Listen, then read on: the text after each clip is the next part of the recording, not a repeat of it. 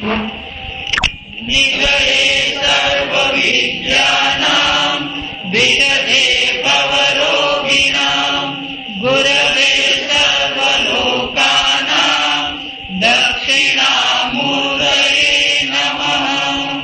ઓમ નમઃ પ્रणवार्थाय શુદ્ધજ્ઞાનૈકમૂર્તયે નિર્મલાય પ્રશાંતાય દક્ષિણામૂર્તયે નમઃ.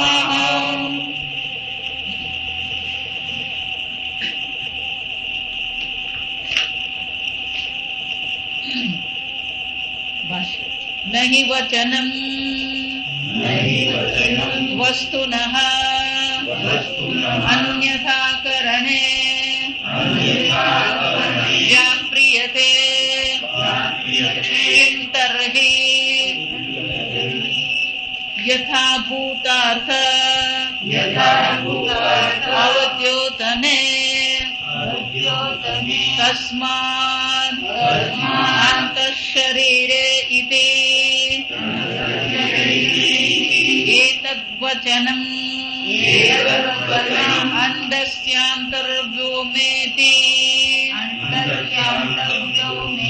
અંડસ્ય અંતર્વ્યોમા ઇતિ વચ્ચ દ્રષ્ટવ્યમ ઉપલબ્ધિ નિમિત્તત્વાચ્ચ દર્શન શ્રવણ મનન વિજ્ઞાનાદિલિંગૈઃ અંતઃશરીરે પરિચ્છિન્ન ઇવ હિ ઉપલભ્યતે પુરુષઃ ઉપલભ્યતે ચ અતઃ ઉચ્યતે અંતઃશરીરે સૌમ્ય સ પુરુષ ઇતિ ન પુનઃ આકાશકારણઃ સન કુંડબદરવત શરીર પરિચ્છિન્નઃ ઇતિ મનસા અપી ઇચ્છતિ વક્તુમ મૂઢોપી કિમુત પ્રમાણભૂતા શ્રુતિઃ. સૌમ્ય અંતઃશરીરે પુરુષ. એ પુરુષ ક્યાં છે? અંતઃશરીરે. તો કે શરીરમાં છે કે શરીરમાં નથી, પરંતુ શરીરમાં એ ઉપલબ્ધ થઈ રહ્યું છે. જો સમજવા, આત્મા સર્વવ્યાપી છે, પણ એ સર્વવ્યાપી આત્માને જાણવા માટે કોઈક નિમિત્ત આપણને જોઈએ. તો કે નિમિત્ત શું છે? આપણી બુદ્ધિ જ છે. જો એટલા માટે ગીતામાં ભગવાન કહે ઈશ્વર સર્વભૂતાનાં હૃદ્દેશે અર્જુન તિષ્ઠતિ. હૃદ્દેશે હૃદય દેશમાં, સર્વભૂતોના હૃદય દેશમાં પરમાત્મા છે. તિષ્ઠતિ એટલે છે ત્યાં. પણ એનો અર્થ એવો નથી કે અંદર છે ને બહાર નથી. બહાર પણ એ જ પરમાત્મા વ્યાપ્ત છે, પણ ઉપલબ્ધ ક્યાં થાય છે? આ હૃદયમાં એ ઉપલબ્ધ થઈ રહ્યા છે. ઘૂંઘટ કા પટ ખોલતો હે પિયા મિલે. બહાર આપણે ફાફા મારીએ, પરમાત્મા સાતમા આકાશમાં છે, સત્યલોકમાં છે, બ્રહ્મલોકમાં છે, અક્ષરધામમાં છે, અન્ય લોકમાં શોધી રહ્યા છે.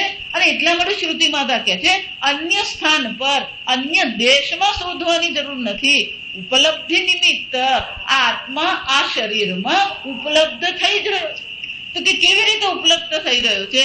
ગયા વખતે આપણે જોયું, દ્રષ્ટા, શ્રોતા, મનતા, સ્પૃષ્ટા. એ જ શંકરાચાર્યજી ફરીથી આપણને યાદ કરાવતા કહે છે દર્શન શ્રવણ મનન વિજ્ઞાનાદિ લિંગૈઃ. આ લિંગ શબ્દ સમજવા. લિંગ એટલે ચિહ્ન. આપણે સંસ્કૃતમાં લિંગ શબ્દ જયારે વાપરીએ એનો અર્થ થાય ચિહ્ન. જો આ શિવલિંગ પણ ચિહ્ન છે, આ સમજવા. તો કે લિંગ કોને કહેવાય? જો આ લિંગ પણ પારિભાષિક શબ્દ છે. ધારો કે મને ધુમાડો દેખાય, તો જ્યાં ધુમાડો દેખાયો તો ધુમાડો ચિહ્ન છે, લિંગ છે. કોની હાજરી માટે? અગ્નિની હાજરી માટે. એના માટે બહુ સરસ સંસ્કૃતમાં કહેવામાં આવે, પર્વત વહ્નિમાન. આ પર્વત પર આગ લાગી છે, અને પ્રતિજ્ઞા કહેવાય. તો કે તમે કેવી રીતે કીધું? ધૂમત્વાત. કોને કારણે? ધુમાડો દેખાઈ રહ્યો. તો કે ધુમાડા અને અગ્નિને શું સંબંધ? ધુમાડો તમે જોયો, એમાં અગ્નિને શું સંબંધ? યત્ર યત્ર ધૂમઃ તત્ર તત્ર વહ્નિઃ. જો આ 4 સ્ટેપ કહેવાય, આ સમજવું. અને અનુમાન કહેવામાં આવે, લિંગ કહેવાય. તો કે પહેલી પ્રતિજ્ઞા એ કરવામાં આવી કે પર્વત પર આગ લાગી છે, પર્વત વહ્નિમાન. પછી એના માટે કારણ આપવામાં આવ્યું ધૂમત્વાત, ધુમાડો દેખાઈ રહ્યો. ઓકે, ધુમાડાના અગ્નિને શું સંબંધ છે? જ્યાં જ્યાં ધુમાડો હોય ત્યાં ત્યાં અગ્નિ હોય. જ્યાં સમજો, આ વેદાંત છે ને બહુ વ્યવસ્થિત વસ્તુ છે. જરા તમે આગળ પાછળ કરો ને તો ગડબડ થઈ જાય. જ્યાં જ્યાં ધુમાડો છે ત્યાં ત્યાં અગ્નિ છે, પણ જ્યાં જ્યાં અગ્નિ છે ત્યાં ધુમાડો હોય એવું શક્ય. જ્યાં સમજો, યત્ર યત્ર ધૂમઃ તત્ર તત્ર વહ્નિઃ. ઓકે, તમને કોણે કીધું? જ્યાં સમજો, એના માટે દ્રષ્ટાંત આપવું પડે. કે પહેલા આપણે અગ્નિ અને ધુમાડાને શું કર્યા હોવા જોઈએ? સાથે જોયા હોવા જોઈએ. યથા પાકશાલે, રસોડામાં ત્યારે ચૂલો કરતા. એટલે દ્રષ્ટાંત શું છે? આ બેનો આ પહેલા જયારે ચૂલો કરતા ને, એ જે કરતા એ લોકોને જ ખબર. આ સમજ, પણ બિચારા ફૂંક મારી મારીને કરે ને પછી જે ધુમાડા નીકળે ને આંખમાંથી આંસુ નીકળવા માટે. કેમ કે પાકશાળામાં આ રસોડામાં જોયેલી વસ્તુ છે કે અગ્નિ હોય ત્યારે શું હોય? આ ધુમાડો હોય. જો સમજો, ધુમાડો શું કહેવાય? લિંગ કહેવાય. જો સમજો, આ બધામાં ધુમાડો શું છે? લિંગ. શાના માટે લિંગ છે? અગ્નિની હાજરી માટે. જો આ ફક્ત ધુમાડો એમ ને, ઘણી વાર હવે તો આપણે વાયર આવી ગયા એટલે ગંધ પરથી પણ આપણને ખબર પડે. ઘણી વાર પેલી ઇસ્ત્રી આપણે ચાલુ કરીએ અને પછી પેલો વાયર તપી જાય કોઈ કારણસર, એટલે પેલો વાયર શું થવા માંડે? ગંધાય. ગરમ થાય એટલે શું થાય? ગંધ. જેવી પેલી ગંધ આવે એટલે આપણને શું ખબર પડે? આ વાયર તપી ગયો. તો ગંધ શું થઈ ગઈ? લિંગ થઈ ગયું. જા સમજ. તો એ જ રીતે આ આત્મા સર્વવ્યાપી છે, પણ એને માટે નિમિત્ત, એને માટે લિંગ કોણ છે? એટલે શંકરાચાર્યજી કહે છે દર્શન શ્રવણ મનન વિજ્ઞાન આદિ લિંગૈ. આ સર્વ લિંગ દ્વારા આપણે શું જાણી શકીએ છીએ? અંતઃશરીરે પુરુષ પરિચ્છિન્ન ઇવ ઉપલભ્યતે. જા સમજ. શાસ્ત્ર તો અંતઃશરીરે સૌમ્ય સપુરુષ, આટલું જ છે વાક્ય. મંત્રનું વાક્ય આટલું જ છે કે હે સૌમ્ય, તું જે પુરુષને શોધી રહ્યો છે, જે 16 કળા વાળો પુરુષ છે, એ ક્યાં છે અને એની 16 કળા શું છે? પ્રશ્ન હતો. કસ્મિનનું ક્યાં છે એ પૂછવામાં આવ્યું. તો કે અંતઃ શરીરે, આ શરીરમાં છે. તો કે શરીરમાં છે, તો શરીરમાં હોય તો દેશ કાલતઃ મર્યાદિત થઈ જાય. એટલે શું કહે છે શંકરાચાર્યજી? પરિચ્છિન્ન ઈવ. આ જો આખું વેદાંત એટલે ઈવ. આ સમજ, આખું વેદાંત એટલે ઈવ. ઈવ એટલે કે જાણે. કે ઈવ એટલે શું છે? જાણે. અથવા તો શું છે આપણી ભાષા, ગુજરાતી ભાષામાં કહીએ તો છે અથવા દેખાય છે. જો સમજ, આખું વેદાંત આના પર આવી જાય. આખો વેદાંત નો સિદ્ધાંત 2 પર જ આવી જાય, છે અને દેખાય છે. બધા એમ કે છે કે આ જગત છે. સમજ, બધા એમ કે છે કે માયા છે. વેદાંત કે છે દેખાય છે. અને બધા ઝઘડા આના પર જ છે. સૂર્યોદય થાય છે એ દેખાય છે? દેખાય. જો આ સમજો, આકાશ ભૂરું છે કે દેખાય છે? એ જ રીતે આ પરિચ્છિન્ન છે. પરિચ્છિન્ન ઈવ. જાણે કે પરિચ્છિન્ન હોય એમ દેખાઈ રહ્યો છે, પણ ખરેખર આત્મા પરિચ્છિન્ન, પુરુષ પરિચ્છિન્ન નથી. પણ એ પુરુષને ઓળખવો હોય તો આ બધા લિંગ છે. શું લિંગ છે? જો એટલા માટે કહું, તમે જો માનતા હોય કે આમ જંગલમાં જઈએ, પછી ત્યાં ઝૂંપડી બનાવીએ, આમ ઝાડ નીચે આમ સમાધિ લગાવીએ અને બ્રહ્મ જ્ઞાન થઈ, જો આ બધું ભૂલી જવાનું. એવું જો કરવાનું હોત તો યુદ્ધ ભૂમિમાં અર્જુનને ભગવાને ઉપદેશ કર્યો જ નહીં. જો આપણી મુશ્કેલી એ છે, આપણે બહારથી બધી બહુ તૈયારીઓ કરીએ, પણ આંતરિક કોઈ તૈયારી જ નહીં મળે. વિચાર, અમાનિત્વ, મદંભિત્વ, અહિંસા, આ વિચારી આંતરિક જો આપણું હોય. એટલા માટે પૂજ્ય વિદિતાત્માનંદજીનો ગ્રંથ છે મૂલ્યો, વાંચવો જેવો છે. અને કાઉન્સમાં શું લખ્યું છે? આત્મજ્ઞાનનું દ્વાર. જો આ સમજ, બહાર જો વ્યવસ્થિત હોય ને તો પછી અંદર જો વ્યવસ્થિત હોય ને તો બધી બહાર અવ્યવસ્થા કોઈ પ્રકારે આપણને મુશ્કેલી નહીં કરે. ત્યાં સમજ. એટલે સંપૂર્ણ ગીતા એમ કે છે બહારની વ્યવસ્થા કરતા શું છે, આંતરિક વ્યવસ્થા વધારે જરૂરી છે. એને સાધન ચતુષ્ટય કહેવાય. તમારો વિવેક જાગૃત છે કે નહીં, વૈરાગ્ય દ્રઢ છે કે નહીં, એ મહત્વનું છે. કારણ કે વેદાંત એમ કે છે, શાસ્ત્ર એમ કે છે, આત્મા તો ઉપલબ્ધ થઈ જ રહ્યું છે, પણ આપણી એના પર દ્રષ્ટિ પડતી. મુશ્કેલી શું છે? દ્રષ્ટિ પડતી નથી. આપણે ઘણી વાર એવું થાય, સરસ મજાનો સૂર્યોદય થતો હોય, પણ આપણું મન એટલું બધું બીજા બધામાં વ્યસ્ત હોય કે પેલું એના પર આપણું શું છે, પેલું ધ્યાન જાય જ નહીં. જો હમણાં હું ભુજ ગઈ, પૂજ્ય સ્વામીજી ત્યાં હતા, ગુરુજી. સવારના પરમાં અમે તૈયાર થઈને જતા હતા તો સરસ મજાનો ત્યાં વાદળો હતો. આપણે વાદળીઓ કહીએ ને, આછી. તો દર 5 મિનિટે મેં એક ફોટો લીધો. સરસ મજાનો, ધીમે ધીમે રંગ બદલાતો. લાલ રંગ હતો, પછી કેસરી થયો, પછી પીળો થયો. આપણે એ બધામાં રસ જ નથી. હવાના પર્વ પહેલી ચા દેખાય આપણને.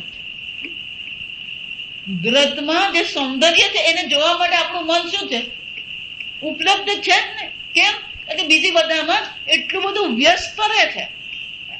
એટલા માટે પૂજ્ય સ્વામીજી બહુ સરસ કે ભલે તમને વાતાવરણ નહીં મળે, પૂજ્ય સ્વામી જેમને મેડિટેશન કરાવે તો કે બસ એવી કલ્પના કરો કે તમે દરિયા કિનારે બેઠા છો. જો આ કલ્પના નકામી નથી, આ સમજ.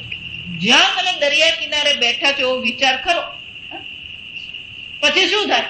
ત્યાં પેલો સૂર્ય છે, વાદળો છે, પક્ષીઓ છે, નાળિયેરી છે. આ બધી વસ્તુ જે છે ને એ તમારા મનને વ્યસ્ત નહીં કરે. જો આ સમજો. કેમ? કે એ વસ્તુ જેવી છે ને એવી તમે સ્વીકારી લો છો. એમાં તમને કોઈ પ્રકારે બદલાવ કે ગમો અણગમો નથી.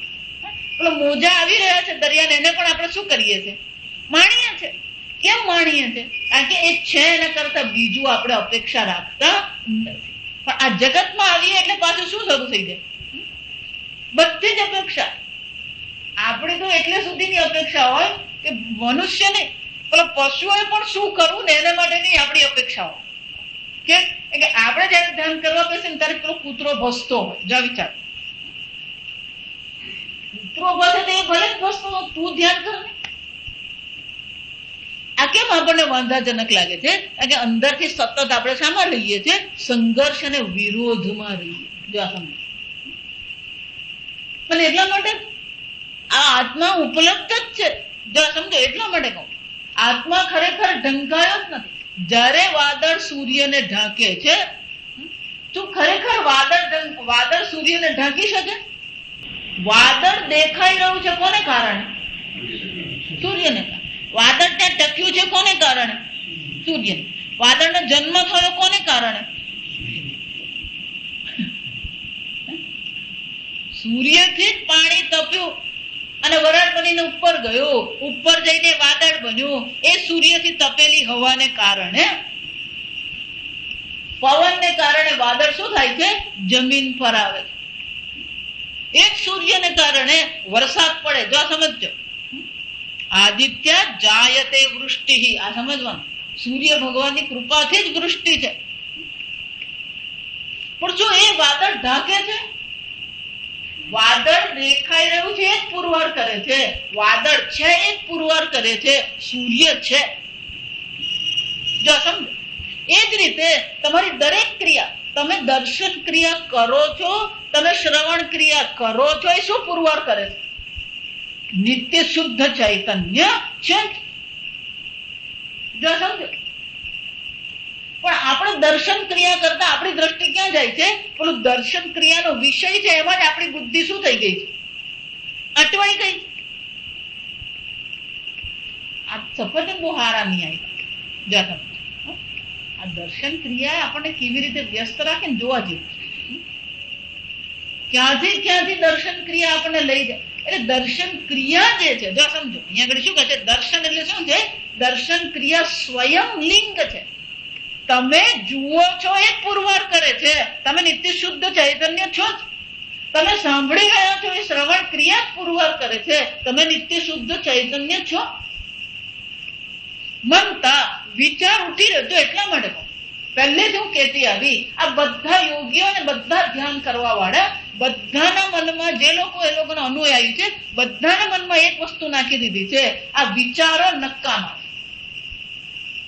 આ સમજ. પણ વિચાર ઉઠે છે એ પણ શું છે? ચૈતન્યમાંથી જ વિચાર ઉઠ્યો, ચૈતન્યમાં જ વિચાર રહે છે, અને એ જ ચૈતન્યમાં વિચાર શું થઈ જાય? શાંત થઈ જાય. માટીમાંથી જ ઘડો બન્યો, માટીમાં જ ઘડો રહે છે, અને માટીમાં જ ઘડો શું થઈ જાય? વિલીન થઈ જાય. તો ઘડો ક્યારેય માટીને ઢાંકી શકે? ઘડો ક્યારેય માટીનો વિરોધ કરી શકે નહીં. તો બધી વિચારનો વિરોધ શાના માટે? સમજો. પૂજ્ય સ્વામીજી એના માટે બહુ સરસ કે રોંગ ટ્રેક કહેવાય. આ ટ્રેન હોય ને, આ ટ્રેન ધારો કે અમદાવાદ છે, દિલ્હી છે, અમદાવાદમાં 12 છે પ્લેટફોર્મ. બરાબર. જયારે ટ્રેન આવતી હોય ત્યારે તો 2 ટ્રેક હોય. જો સમજો. પછી એક ટ્રેન આવે, ધારો કે ગુજરાત એક્સપ્રેસ છે, તો પેલા સ્ટેશન માસ્ટર ને અને પેલા બધા એ લોકોને ખબર હોય કે આ પાટા પરથી હવે એને 4થા નંબરના પ્લેટફોર્મ પર લઈ જાવ, તેનો ટ્રેક શું કરવો પડે? બદલવો પડે. જો સમજો. પણ જો 4થા ને બદલે એને ટ્રેક વહેલો જો એને પાટો એ કરી દીધો તો શું થવાનું? એ 3 પર જતો રહે. જો સમજો. એટલે આપણે એવું લાગે આમ અમદાવાદ પહોંચી ગયા ને, પેલા કેટલા લોકો કામ કરે ને ત્યારે તમે ત્યાં પહોંચો. આ સમજો. આપણને ખબર જ નથી પડતી. એટલે 2 જ પાટા છે. પછી પાછું 5મા નંબરથી ટ્રેન ઉપડે. જો સમજો. તો 5મા પરથી ઉપડી તો પછી એને શું કરવાનું હોય? પેલો મેઇન ટ્રેક પર એને લઈ જવાનું. જો એટલા માટે આ પ્લેટફોર્મ પર જઈએ ને, પ્લેટફોર્મ પર જતા પહેલા છે ને ખટાખટ અવાજ આવે. જો સમજો. એ અવાજ શાનો આવે? પેલો પાટો બદલાય. એ પાટા જોડવા પડે એને. જો સમજો. એ જ રીતે આ વિચારનો ટ્રેક જ આપણે બદલી નાખે. જો સમજો. સતત વિચારનો પણ આપણે શું કરીએ છીએ? વિરોધ કરીએ છીએ. જો વિચાર. એટલા માટે 14મા અધ્યાયમાં ભગવાન બહુ સુંદર કહે છે, પ્રકાશમ છે પ્રવૃત્તિમ છે મોહમેવ ચ પાંડવ.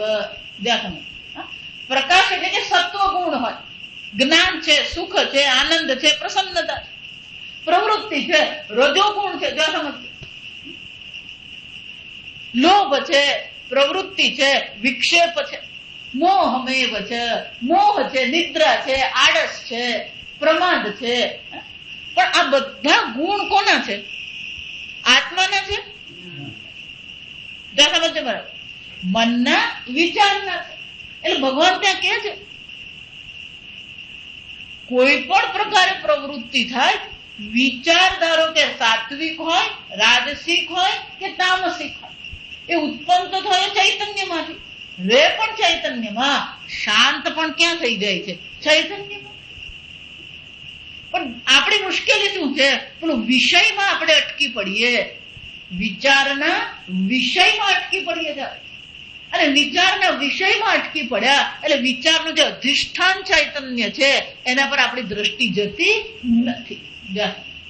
એ અધિષ્ઠાન ચૈતન્ય પર દ્રષ્ટિ કરવા માટે શાસ્ત્ર શું કે છે? અંતઃશરીરે સૌમ્ય સપુરુષ. અંતઃશરીર એટલે કે તમારા વિચારોમાં એ ચૈતન્ય અભિવ્યક્ત થઈ જ રહ્યું. જો સમજો. એટલા માટે એટલે ભગવાને ગીતામાં કીધું યા નિશા સર્વભૂતાનાં તસ્યામ જાગર્તિ સંયમ. જે અન્યો માટે નિશા અંધકાર સમાન છે, અજ્ઞાન છે, આત્મા ઢંકાઈ ગયો છે. આ જો અંધકાર જે છે ને, આ સમજવું, બધા દ્રષ્ટાંતની પાછળ બહુ સૂક્ષ્મતા છે. અંધકાર કોઈ પણ વસ્તુનો નાશ નહીં કરે. સમજ, ફક્ત વસ્તુને શું કરે છે? ઢાંકી દે છે. બહુ સમજવાનું. અંધકાર વસ્તુને પ્રગટ કરે અને ઢાંકી દે છે, ફક્ત એને શું નાશ કરતો નથી. એ જ રીતે પ્રકાશ વસ્તુને પ્રગટ કરે છે, તેવી એને શું કરે? પ્રગટ કરે, ઉત્પન્ન કરતો નથી. એ જ રીતે જ્ઞાન વસ્તુનો ઉત્પન્ન નહીં કરે. એટલા માટે ગઈકાલે આપણે જોઈએ ને, યથાભૂતાર્થ અવદ્યોતરે, આ વચન છે. શ્રુતિ માતાના વચનો ફક્ત શું કરે છે? વસ્તુ જેવી છે એવી જ એને પ્રગટ કરે. તમારા જો આ એક યોગીઓ છે ને, ધ્યાન કરવા વાળા છે, બધા વિચારની પાછળ પડેલા છે. આ વિચારો છે, વિચારો શાંત કરી દો. તામસિક છે, રાજસિક છે, આમ સતત લોકોના મગજ પર શું કર્યા કરે? ટોર્ચરિંગ જ કહેવાય. મારી ભાષામાં તો શું કહેવાય? ટોર્ચરિંગ જ છે. પેલો બિચારો આને શાંતિથી રહેતો હોય, હવે પેલું ધ્યાન કરવા બેઠો એટલે પેલો કે આ વિચારો, એટલે બિચારો દુઃખી, આમ તો દુઃખી હોય જ. જો આ એમાં ગુરુજી પાસે જઈને શું થઈ જાય? એક અસમજ. આ વિચારોનો વિરોધ છે એક બાજુ. બીજું છે, તમે બધા સંસારીઓ છે. વેદાંત ક્યારેય કહેતો નથી તું સંસાર. અર્જુનને ભગવાને શું કીધું? ન જાયતે મ્રિયતે વા કદા અજહ નિત્ય શાશ્વત. ક્રોધી છો, કામી છો, લોભી છો, આ સતત લોકોના મન પર શું કરવામાં આવે? નકારાત્મક ભાવ શું કરવામાં આવે છે? ફેંકવામાં આવે. તું ક્યારે ધ્યાન કરી શકે? જો આ વિચાર, ગુરુજી જો આવું બોલે ને તો એ ગુરુ કહેવાય. અમારા સ્વામીજી એટલા માટે બહુ સરસ કે જો શિષ્ય નહીં સમજી શકે તો વાંક ગુરુ નો હોય. આ સમજ. એટલે ગુરુએ તો શું કરતા રહેવાનું? ભણાવતા રહેવાનું. 10 વર્ષ થાય કે 15 વર્ષ થાય, ગુરુનું કામ શું છે? ભણાવતા રહે.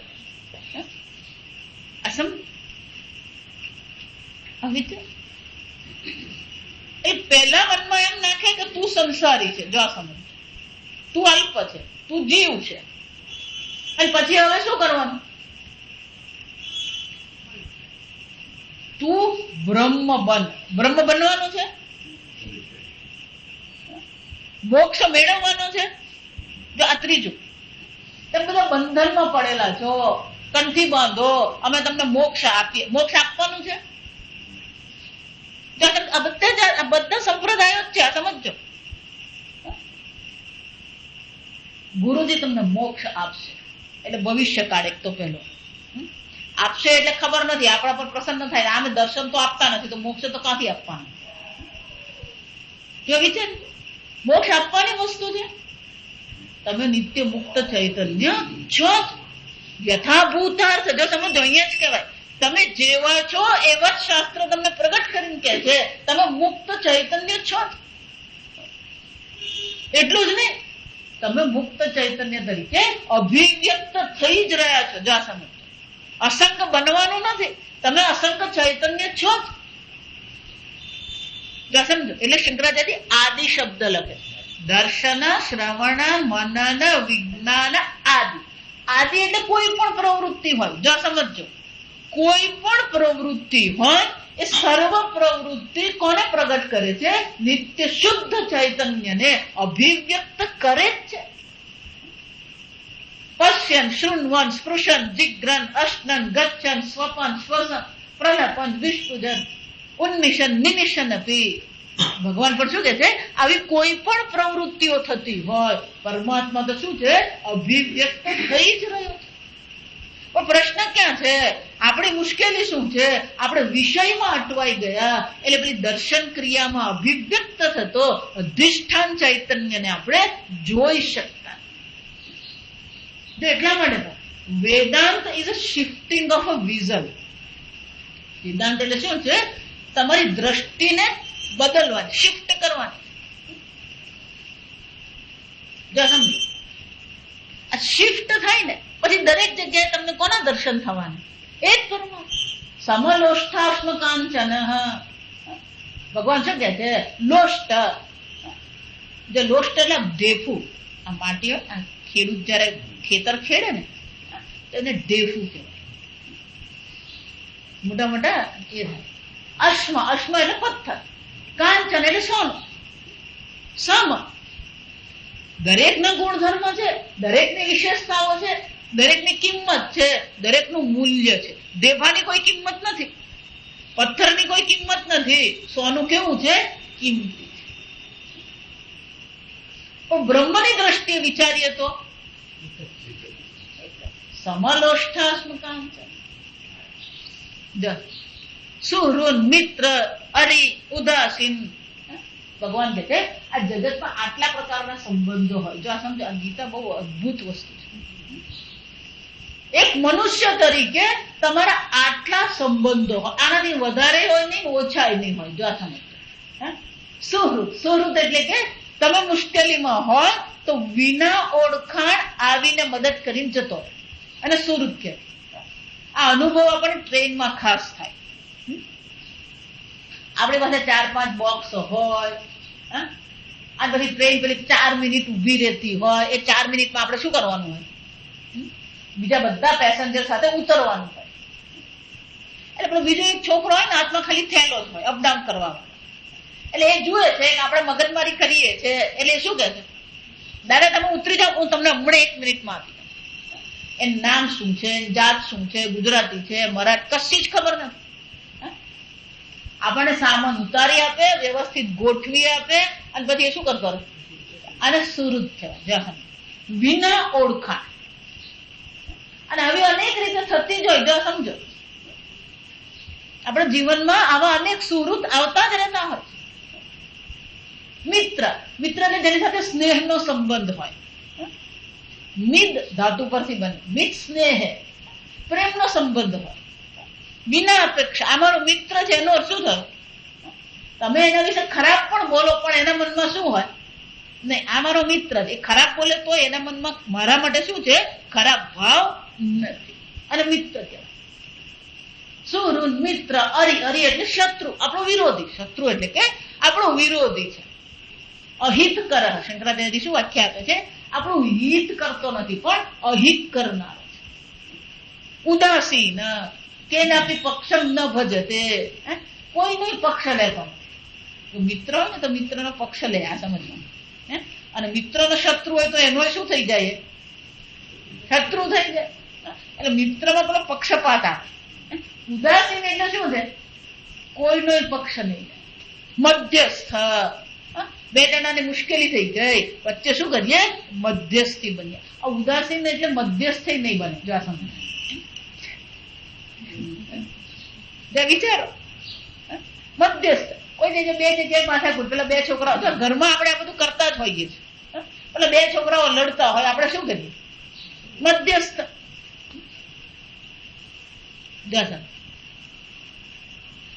વિચારવા દે. બાંધવા. હા, બાંધવા એટલે કે લોહીના આપણા જે સગા વાલા. એક જણ મને કે સગા હોય ને પણ એ વાલા નહીં હોય.